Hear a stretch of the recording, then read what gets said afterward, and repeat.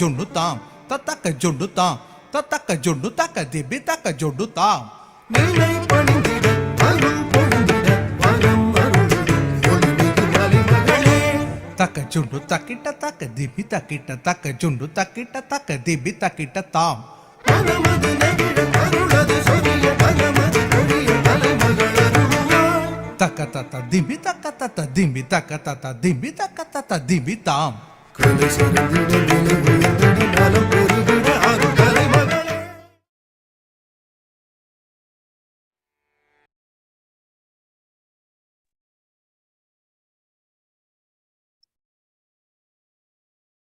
Shri Matre Namaha. Namaskaram and welcome back to our Sacred Rites and Rituals of Sanatana Dharma learning series, which is a joint presentation by the Sri Vidya Temple Society, Rochester, New York, and Ashtanga Yoga Mandir, Sri Lanka. These lectures are conducted by Sri Chaitanyananda, affectionately known as Ayya. Ayya is the founder and Peethadhipati of the Sri Vidya Temple. Both Ayya and Amma, Srimati Nyanamba, have dedicated their lives to the noble mission of preserving and spreading the knowledge of Devi worship and the rich traditions of Saiva Bhakti. In the terms of upcoming events, the temple will be observing Thai Pongal, also known as Makara Sankranti, celebrating the divine power of Lord Surya, the sun, who provides the solar energy necessary for life. Thai Pongal will be held on January 14th, 2023. Shyamala Navaratri will be observed from January 22nd to the 29th. Please join us as we worship Divine Mother Rajarajeswari and receive her most loving auspicious blessings for peace, health, wealth, and spiritual purification. Please make sure to join our mailing list to stay informed about these and future events. Just a note to all, we will not have our yoga session today. For those interested in viewing content shared during the sessions, please note that all content being discussed in these sessions will be posted after the conclusion of the respective topic on our webpage. Please use the question form to share any questions you might have pertaining to the content discussed. For those viewing our live stream, our question form can also be found on our webpage, which is srividya.org/aym-lectures. At this time, we will hand it over to Aya to begin today's session.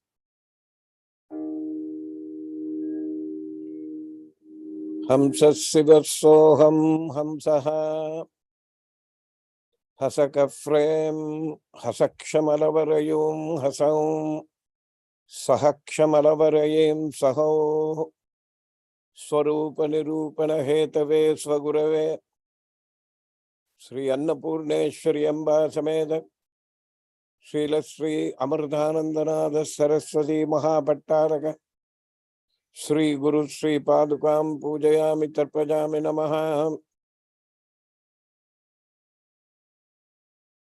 My prostrations to my esteemed Guruji, Srila Sri Amardhanandanada of Devipuram, India.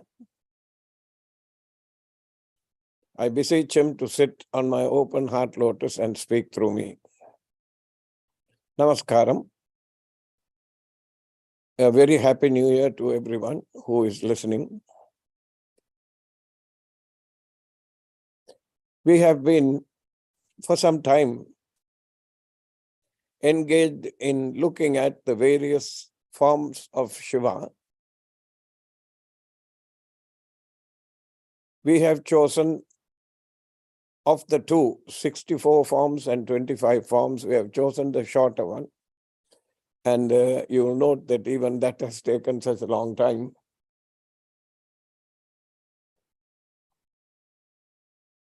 And a feature of this series is that we are open to exploring side streets so that a more rounded picture can be presented to the listening audience.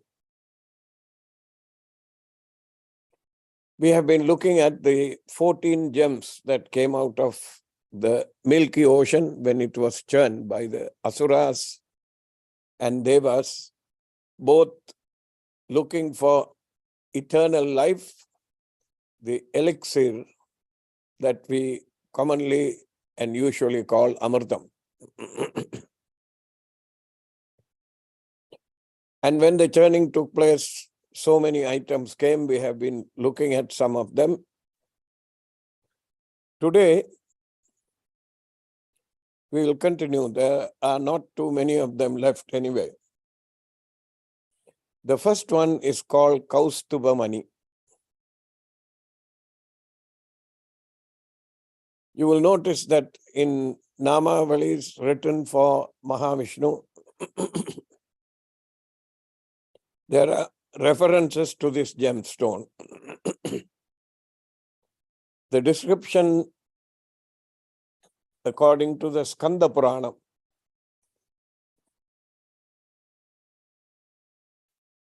of this Kaustubhamani, from the ocean that was being churned, emerged a highly refulgent, extremely bright, most excellent gem having the brilliance of the sun. It was called Kaustubha. With its brilliance, it illuminated the three worlds, keeping the Chintamani, a miraculous stone, in front. They saw the Kaustubha brightening all the worlds. All those Suras gave the Kaustubha to Vishnu. Suras and Asuras of enhanced strength lustily rowed again and began to churn the ocean, keeping Chintamani in the middle. This extract is from Skanda Purana, chapter 11, verses 51 to 53. Now, while doing research, I found out that this was described as a red color stone. Of the Navamanis, the red stone is ruby, which corresponds also to the sun and is in the middle of the Navagraha Mandalam. Ruby is of many qualities. The purest of rubies, it can be more expensive than diamond. It's called pigeon blood rubies. That means from the chest muscles, breast muscles of a pigeon, if blood is drawn, that color, it is a little bit, it's not post office red. It is a little bit dull, trending more towards maroon. And it does not appear to be that shiny. And the composition of this is supposed to be aluminium oxide, Al2O3, with traces of iron, vanadium, titanium, and chromium. Traces of iron oxide in the veins that contain this stone is believed to be the one that gives it the color, the red color. So Kaustubhamani, that Kaustubham is something that you would see normally if you don't see it in the Garbhagraham, the Murti in the Garbhagraham, you will definitely see it on the Utsavar, that is the processional deity when it is carried out. It performs the same function, same job as the green stone that our Devi wears on her chest. You see the photograph on the left shows you a red colored stone, that is Kaustubham. Now, it is interesting that Sri Amma, when she was on this plane, she told me that making of this jewelry, the art of making this jewelry went out of style 150 years ago. And very few families, mostly attached to large temples like Tiruvannamalai, like Meenakshi, like the Sri Vidya Temple for the Kodai, Andal temple. Very few artisans are still alive. Naturally, it was my turn to ask her whether she could point out somebody to me so that we could get a stone or an ornament made for the Devi. And she said she knew somebody in Sri Vidya. So I requested that we should go there and she agreed. She took me to that family. And what you see in the photograph on the right on Devi's chest was one of the ornaments that we made. The other one is Indranilam, which is usually worn on Shiva to match the blue color that he has on his throat. You have seen it around our Shivalingam in our temple. It has blue stones. The Kaustubha money and this money and the Neelam, Indra Neelam, all perform one function. They attract the devotees to the temple. And it must be true because after this came, And she has, every time you see her, she wears this. And crowds have gradually increased in the temple. So Kaustubhamani was one of those gems that came out of the Milky Ocean. Following this, a deity appeared,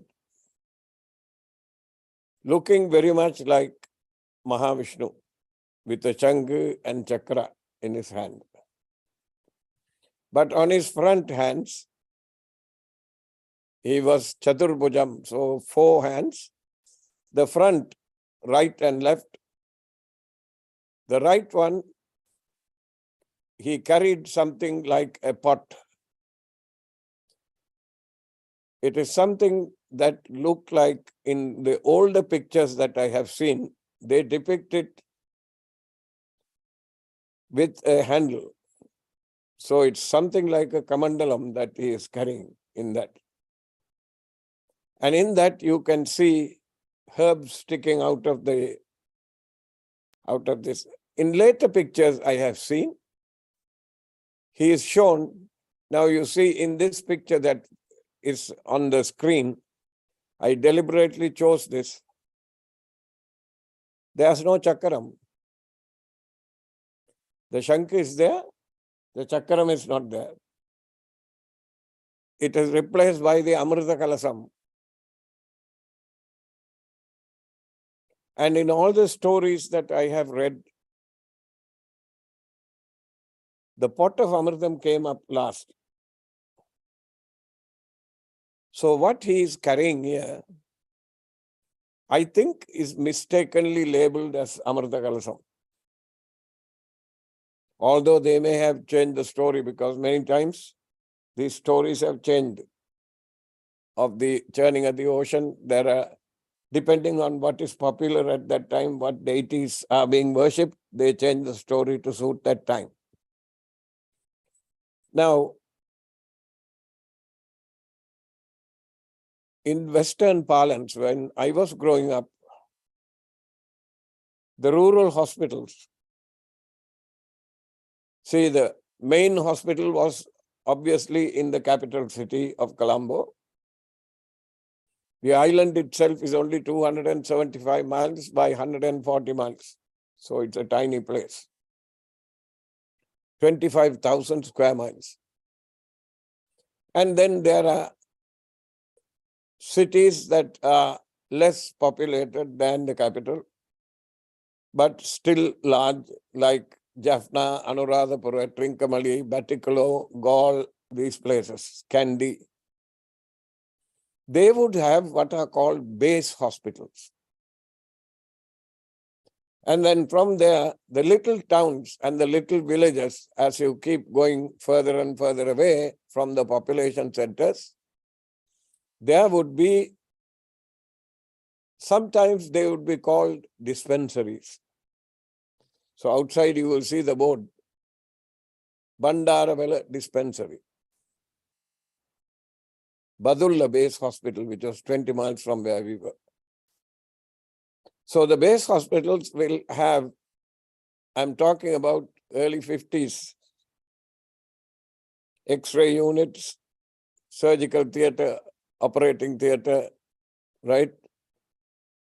Wards, sometimes paying wards, sometimes, wards, the wards are open because these are tropical countries and it's open.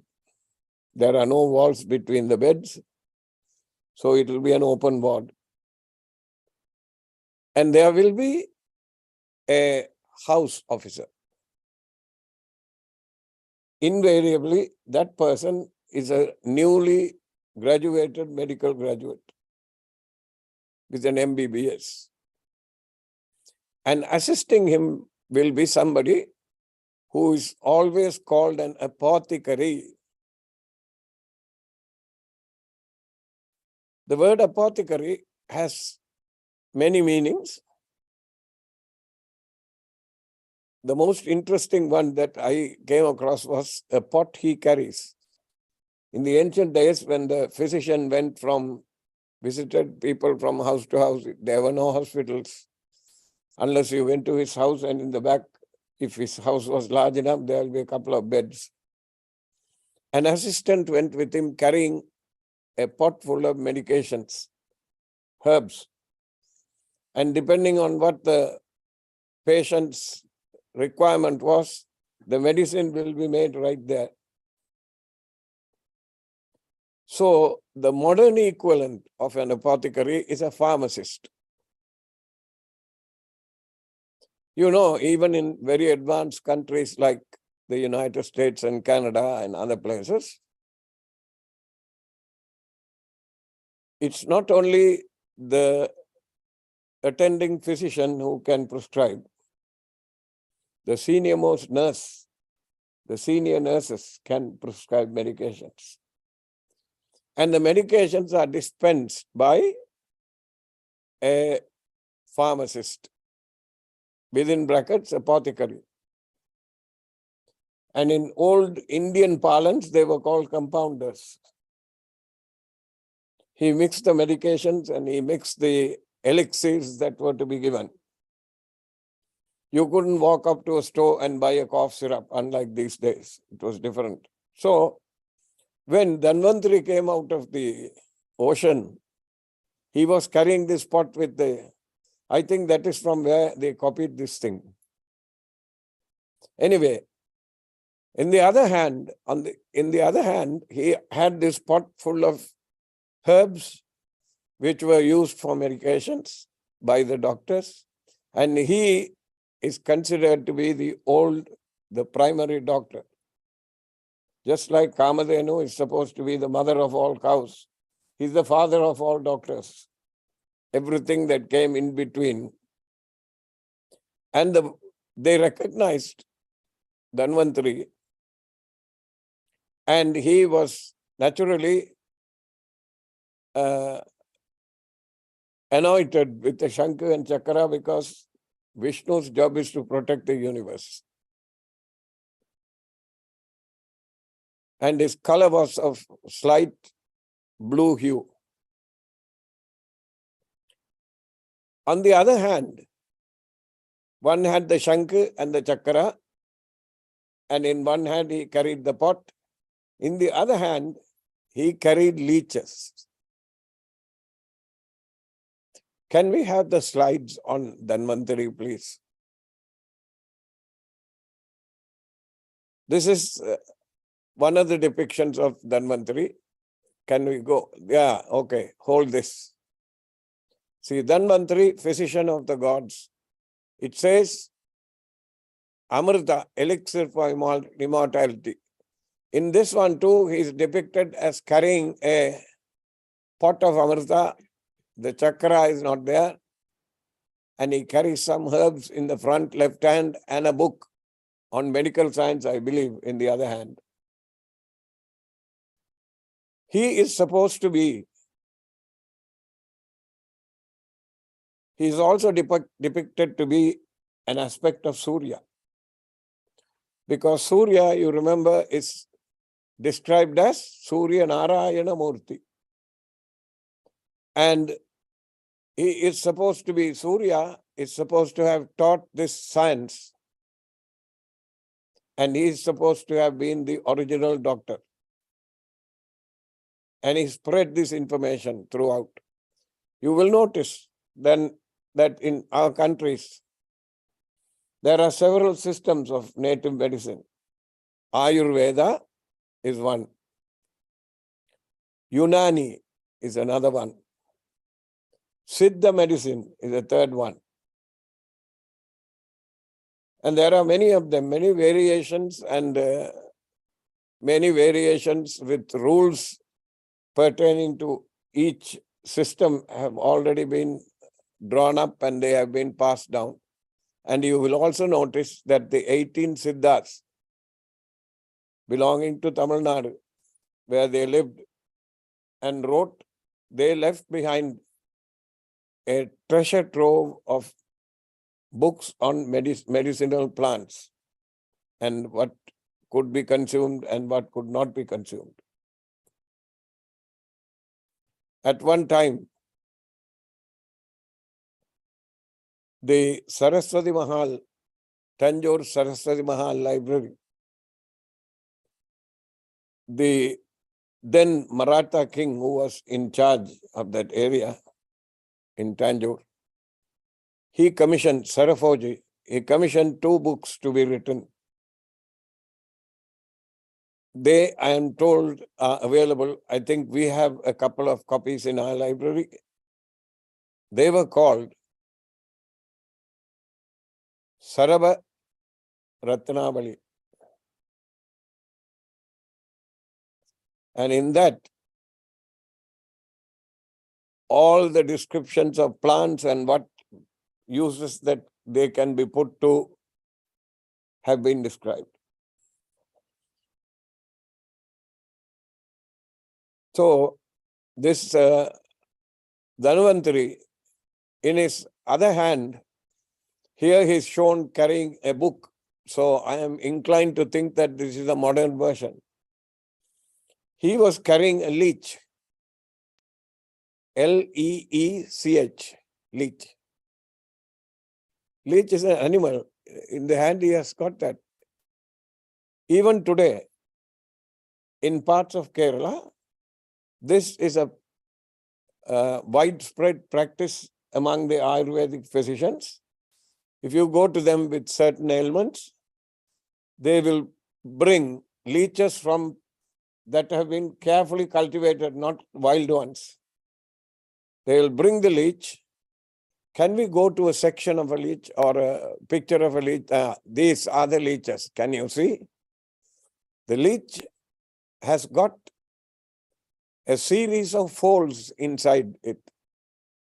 That means its alimentary system is folded until all those folds are filled with blood and it becomes rounded. They will eat, they will feed. This is a section. You can see anterior sucker or mouth.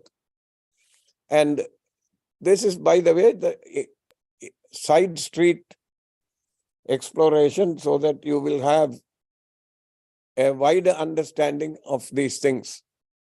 So he carried a leech, and they'll get back to the earlier one. He carried a leech, and you can see the various varieties of them. There may be different species.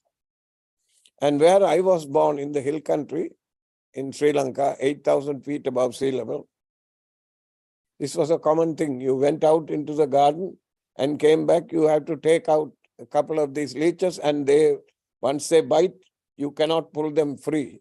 You will cause a wound to be. So what you do is you either pour soap water on it or you pour salt water on it. They will let go and fall. And the blood they have sucked is gone. That's it. Right? But they the Ayurvedic physicians used to use these to draw out toxins from a person's body. Although I don't understand the philosophy behind it, maybe there is something that we do not know. How many of these leeches can be placed on a human being's body? You tell me. The surface area of a human being is probably about 500, 600 times, maybe even 5,000 times the size of the leech. How much of toxins can it suck out?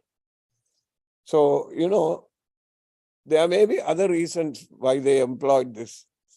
And in the early medicines, the medical practices that were there, they used to cut a person's body and bleed the person out. Maybe it was there to reduce the blood pressure. I don't know. But this may be related to that. Anyway, Dhanvantari is supposed to be carrying a leech in his hand or leeches in his hand. Go back to this thing on Dhanvantari, please. Now, see, Dhanvantari and Amarta, the last product to come out of the Manthana was Dhanvantari. But here he says, 14th is the Amarta. So I am inclined to believe what he is carrying in his upper hand is a pot of medicine. And it has been, because of the shape, it has been mistakenly identified as the Amrita Kalasa. The most accomplished healer of the Devas. According to some texts, he is said to be the father of Ayurveda.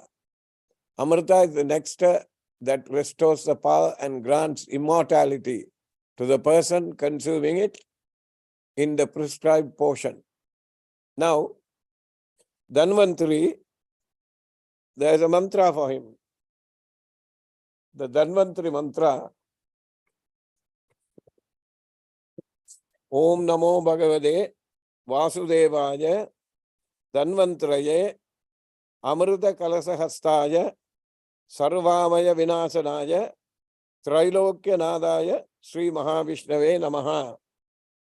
And I saw a text from a website belonging to a temple where the claim from Kerala, the claim is there is no disease that this Maha Mantra cannot cure. And they use this mantra for homam. And sometimes they will add herbs and spices into a kalasam. And the kalasam is constituted, and after the puja, as is the practice, the kalasam will be poured on the person's head and washed away. So, Dhanvantari is considered to be the father of Ayurveda. And as usual, when this deity came out of the Milky Ocean, the Devas claimed it, like most of the things.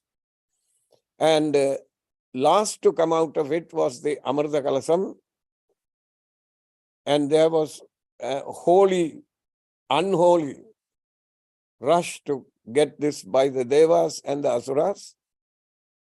Mahavishnu, who decided that it should go to the Devas because they are the ones that benefit mankind and all of creation, he assumed the form of Mohini, a most beautiful damsel. And she appeared in front of the Asuras and the Devas and walking. The Asuras saw her, let go of Vasuki and ran behind her. And in the confusion that ensued, each of the Asuras was trying to claim Mohini for himself. And when they ran behind Mohini, in the gap, in the little bit of confusion that ensued, Mahavishnu got a hold of the pot of Amrita and gave it to the Asuras. Two of them were smart. Because they saw Vishnu coming up, they watched. And they turned themselves to look exactly like the Devas and sat down and took the Amritam. He couldn't prevent that. But once he discovered that they were Asuras, he used his chakra and cut the fellows' heads.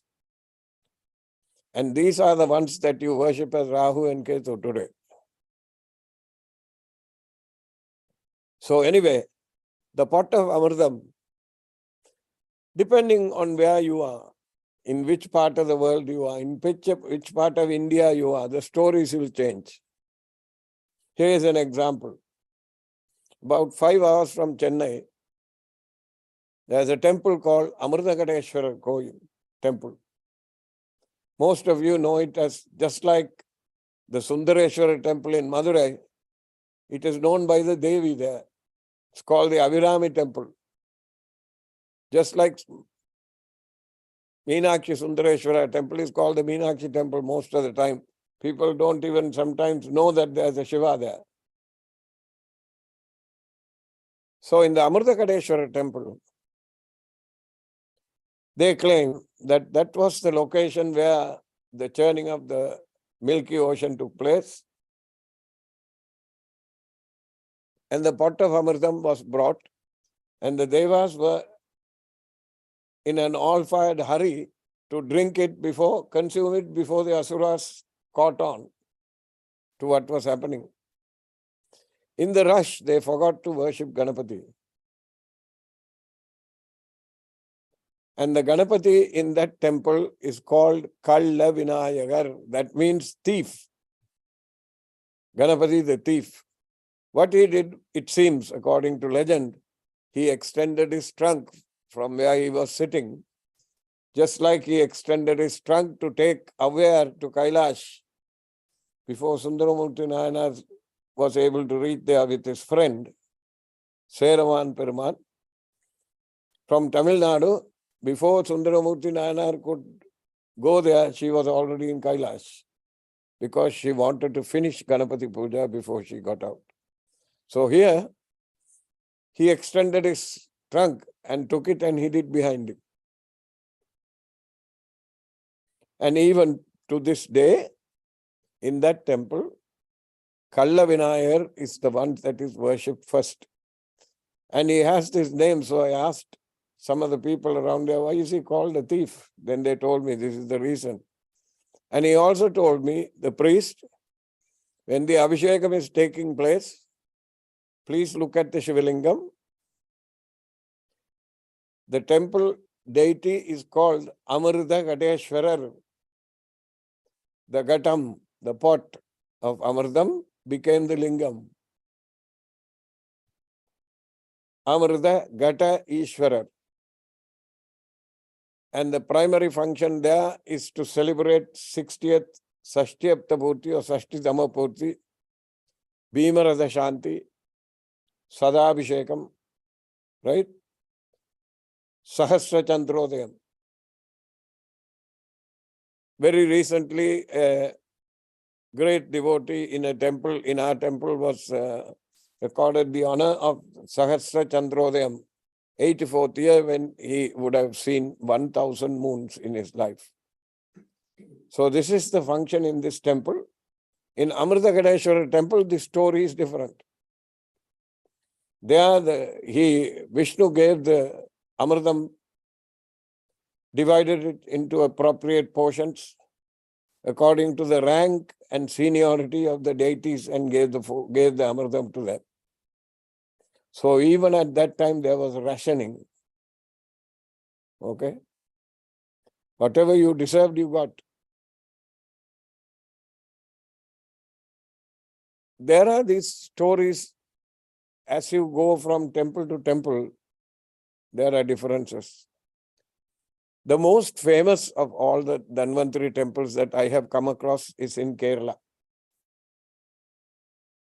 And there, they will give you, if you go, Abhishekam is done, and the part of the Abhishekam, the Ravyam, Amardam is given to you to drink. And anybody who goes there is given a portion, P-O-T-I-O-N, a portion. Not P-O-R-T-I-O-N, P-O-T-I-O-N, a mixture of some herbs crushed and along with ginger juice and jaggery is given to you for you to drink. And it's supposed to cleanse your system. And after you have partaken of that, prasadam is also given in the form of medication. Little balls are given. It is sweet and, what do you call that? Hot at the same time, spicy. That's one of the temples that is there, famous for Dhanvantari. There. This is the temple in Kerala. See, Thottuva Dhanvantari temple in Kerala. There are many temples dedicated to Dhanvantari. One in Thottuva, Kerala, is the most famous. Incidentally, this place is well known for the Ayurvedic practice too. So I am absolutely sure in this area is the one where they employ leeches. If you are interested in getting that treatment, you may go there. In Tamil Nadu, the big temples for Mahavishnu have a shrine for Dhanvantari. Sri Rangam, one of the largest temples in Tamil Nadu, dedicated to Ranganatha, Mahavishnu lying down. There is a separate shrine for Dhanvantari. And closer to Chennai, in the Varadaraja Perumal temple in Kanchipuram, there is a Dhanvantari Sannidhi. Right? So, questions? I think we are done with the things that came out of the Milky Ocean. Now, there are depictions, like I told you, that are different in various places. You see the sculpture on the left side. He's holding a pot of, I think, the pot of herbs, and the chakra and shankam are visible. And they don't show the leeches here. If you notice, he's holding the pot of herbs with both hands. And on the right, you will see Dhanvantari is depicted with a Varada Hastam. And Shankha Chakra are there. So there are various depictions of this deity. You will notice that also it is not that popular. Maybe because of the advent of modern medicines, they have lost interest in this. Now, of this series, in this series that we have done for Shiva's 25 forms, you can ask questions pertaining to any of those other subjects that have been covered. So let's go with the questions.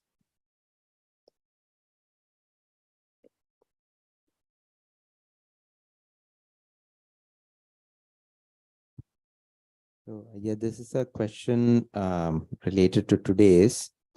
What is the stone that the Devi is wearing around her neck, and what is its significance? What is the stone? That our Devi. The green stone. Yeah. It is supposed to be, maybe in the days of yore, when the kings had access to unlimited funds.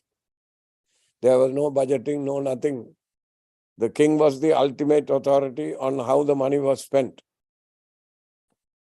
And again, depending on his level of bhakti or devotion or religious fervor, let's say, he may have commissioned. The ideal one would be an emerald, ideal one. But obviously, this is not an emerald, you know that. It may be an artificial stone signifying an emerald. I have seen emeralds this size in the country where I worked, because emerald is also part of, it contains cupric salts in it. Zambia was the second largest copper producer in the world at that time. And including many of our people, Indians, they would buy these emeralds from Zaire, which has now gone back to the name of Congo again. They will buy them because the copper veins ran all the way down there. And they smuggle it out of the country. And for your information, these emeralds were much more expensive. These emeralds are much more expensive even than diamonds, if the quality is good. So you can imagine, in a temple like the Meenakshi temple, where the idol itself is an emerald, is a one piece of gem quality emerald. In today's price ranges, it's priceless. There's no way you can ascribe a price to it, because that idol is about 3.5 feet tall. And it's one piece of emerald. And over, either by deliberate practice, or because the priests were lazy, if you look at it, you'll think it's a black stone. It is not. They have kept it, perhaps because of security reasons, they kept it like that. Because during the 12th and 13th and 14th centuries, the Muslims they were looting all the temples. And in addition, When the Portuguese came to our countries, they looted the temples. They destroyed and forcibly converted people and stole all the gems and the jewelry that was there in temples. So it's different. And this stone is only a representation of that. If it was an emerald, it will be priceless, that size. And in gemstones also, there is a gradation, gem quality, or what is called AR quality, analytical reagent. That is the chemical term for the purest of the pure. If it is AR quality, it will be priceless. So the gemstone that you see there is artificial. But even if it is artificial, or maybe it is a fifth category stone that has been used, it still has the power to attract people. So it is an artificial stone. The next time you are in the temple, ask somebody and take a look at it at close quarters. You will see that the way they have made the jewelry is very different from what you would see nowadays. Okay. Next question. Yeah, is there a legend connecting Amrita Ghateshwaram with Tiruvanekkaval? Is there a legend connecting Amrita Kateshwara with Tiruvanekkaval? Is there a legend about that Amritam being kept in that temple, Jambukeshwaram? Not to my knowledge. No. Okay. I haven't heard that. Okay. Yeah. Although, don't quote me on that, because there are so many things that we don't know about these temples. There are side streets that have not been explored yet. I am not very sure that there is a connection, but I shall do my research. And the next session that we have, we will talk about it. All right. Yeah, these are some questions from previous sessions. Mhm. And I don't know if they've been asked before. This question is, are temples blueprints of the cosmos? Is there a relationship between the plan of a temple and the cosmos? The answer is yes and no. Let's look at what is yes.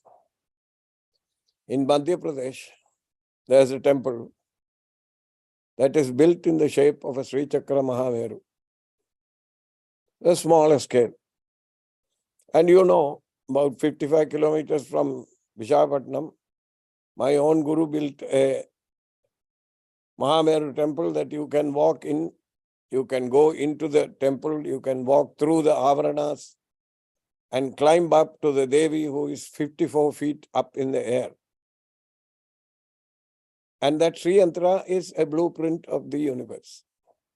So the whole temple depicts that. Most of the temples that we have will also have, not most of the temples, almost all of them, will have yantras underneath the main deity and the subsidiary deities that are around. They are called Parivara Murtams, the retinue. And invariably, in the main temple, where there is a yantra for that deity, there will also be a Sri Yantra. And the Sri Yantra, of course, is a blueprint for the cosmos. So, depending on how it is built, you can, yes, the answer is yes and no. The rest of the structure can be different. Is there any connection between the 8 Nandis around Arunachala and the 8 Nandi references in the Tirumandiram? I don't know whether you remember, but I remember in one of the previous sessions, when we described Tiruvannamalai, the mountain, the sacred mountain around which Ramana Maharshi was very fond of directing people to walk around it 14.2 kilometers. I described the 8 Digdevata temples, each having a Shivalingam and the Devis and the deities worshipping it. And I distinctly remember telling you about the 8 Nandis. Some of the Nandis are there, some of the Nandis are buried inside shops and houses, but they are all there. And I remember telling you that I have not discovered why those Nandis are there. And invariably, all those Nandis are facing the mountain, because the mountain itself is a Shivalingam. And just like a Nandi will not show its back to the Shivalingam, they are facing the Shivalingam. And when we used to do yatras, we used to do pujas to these Nandis the previous day of the yatras, because nobody takes care of them. There must be some significance why they were located. They are not in the cardinal directions, where the directional deities have their temples. Indralingam, Agnilingam, Yamalingam, Nairidilingam, Varunalingam, Vayulingam, they are in the proper directions. But these Nandis are not. So, I haven't yet come across any document that describes why these Nandis were there. And I have made an effort every time I went to Tiruvannamalai, especially in the bookstores in Ravana Maharishi's ashramam and Seshadri's ashramam. Seshadri's ashramam, you will find a gift store between quotations that contain sometimes very rare books, few copies of very rare books. I have been always looking for them just to see whether there is any interesting information on it. I haven't yet, so I don't know whether there is a correlation between the Nandis in the Tirumandaram and the Nandis in Tiruvannamalai. Yeah, this is a general question. If we want good health or we have health issues, is it a good idea to pray to Dhanvantari or is something else prescribed? There will be controversy. I can only tell you what I believe. To me, Sarva Vyadhi Prachamani, Sarva Mrityu Nivarani, all 1000 names that are contained in the Sri Lalita Sahasranamam, enunciated first of all by the Vagdevatas, is a Mahamantram. Each one is capable of taking you through the stages, making the energy that is coiled up in your base chakra through your spinal column, the spinal cord, through the neural canal, up into the brain chamber. Each name is capable of that. So each one is a Mahamantram. I am of the opinion that I don't need to go and worship any other deity other than the mother. So if you do japam of Sarva Vyadhi Prachamani, Sarva Mrityu Nivarani, you will be able to overcome any disease or blockage that has been there, that is there. So sometimes worshipping another deity, interrupting your sadhana, just because you don't feel well or somebody is not well, can cause a distraction and it can cause you to lose focus, right? One thing is that you have to discuss with some very senior upasakas who have experience in this. This is called, when you want a particular result, it's called mantra prayogam. That means application of the mantras to attain a particular result. And there is always a following write-up telling you what are the conditions you have to meet to attain what you are seeking. And invariably, it will tell you what kind of naivedyam, what kind of flowers, what time of the day, what day of the week you are supposed to worship them. And if you follow that, the danger is that you will lose your focus on the Devi and it will get diverted. If you have absolute and total faith in the Devi, then you will chant whatever that is required of you to get over the disease. So yes, there are instances where you will be directed to worship forms of Bhairava. Again, conditions will be laid out where you have to provide particular types of flowers or leaves or roots or perform particular types of homam or perform tarpanam, and the parameters will be very narrow that you cannot disobey them. And they will tell you that if it is a kamya puja, that means you are asking for a particular result and doing the japam or doing the worship or doing the homam or doing the tarpanam, every little you have to make sure that all your I's are dotted and T's are crossed. If you miss, you will not get the result. Right? And think about it. You and I, if we sit down to think about it, how many of us are capable of confining ourselves to certain parameters when we do worship? In this case of the Sahasranam, the mother's compassion is limitless.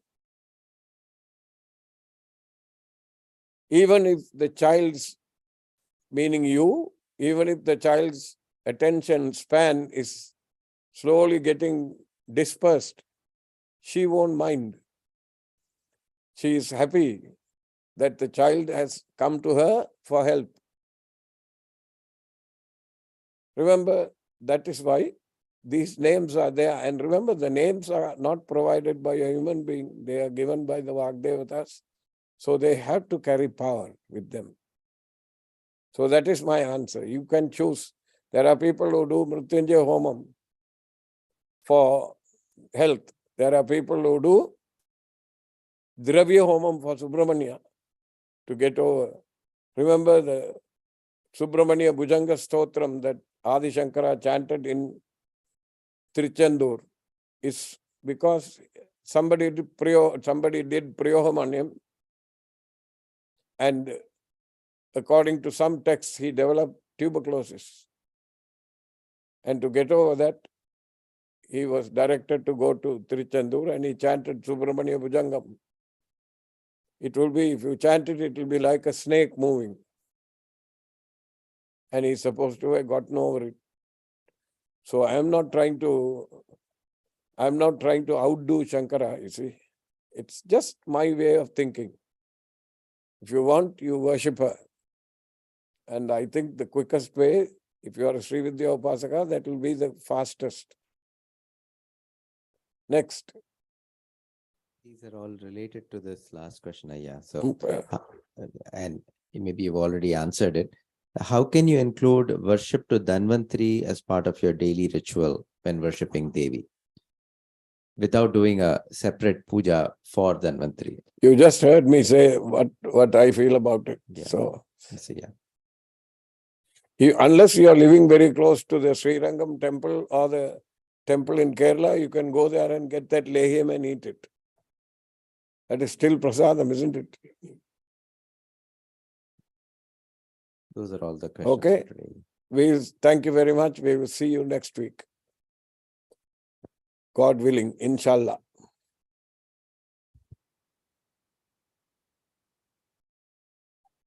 Thank you, Ayya, for today's session. To access all content from prior sessions, please visit srividya.org/aym-lectures. We would like to thank everyone for joining us for today's session.